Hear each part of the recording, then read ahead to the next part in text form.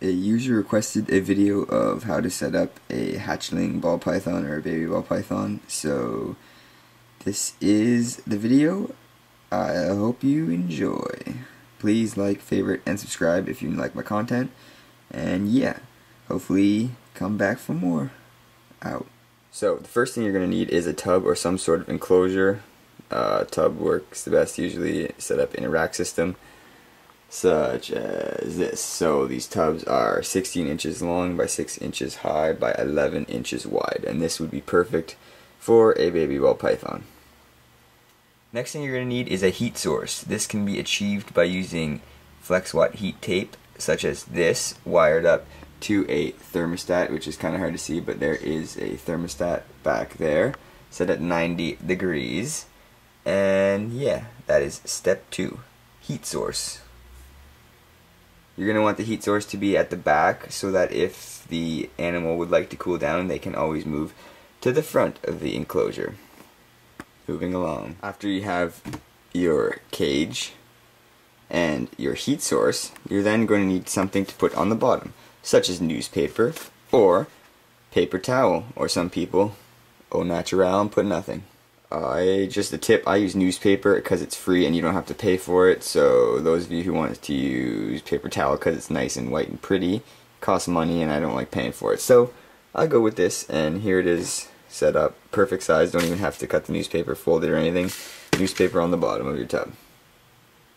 Moving along. Next thing you're going to want for baby ball python settling in is a hide.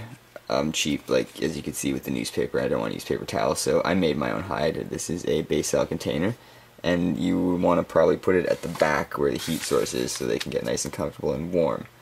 So they like to feel comfortable, and usually they won't eat unless they feel secure. And by having a little hide within the big enclosure, not big, but big for them, they feel safe and will be more likely to eat and be successful and thrive for you. Moving along. The next thing you're going to need is a water source. So I'm going to say toss in a water bowl like such. I like to put them at the front because usually, not all the time, they poo at the back, but they poo everywhere in general. So next you're going to want a water bowl. You're going to want some fresh water. You're going to change that once a week. I usually do it once a week. They usually only drink it when it's fresh, so a nice sturdy heavy water bowl, because they like to tip them over, is nice.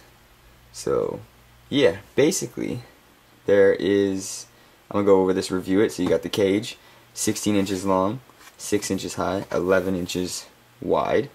You're going to want the substrate, something on the bottom to clean up the poop. You're going to want a hide, you're going to want a water bowl, and you're going to want a heat source.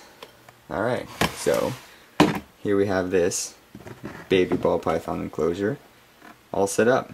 Now the only thing we're missing is a snake. And here we have a semi-baby ball python, not really because it's about 500 grams, in this enclosure. So these enclosures are good for a baby ball python up to a pretty decent size. So yeah, it'll last you quite a while before you have to move up rack. And I hope this helped anyone who needed help. The hot spot should be around 90 degrees Fahrenheit. Nice water source, room temperature around the rest of it. And yeah, I hope this helped. Please, it'd help out if you guys can make a like, favorite, or subscribe. And yeah, stay tuned for more videos. I got a feeding video coming up next, I believe. So stay tuned. Out.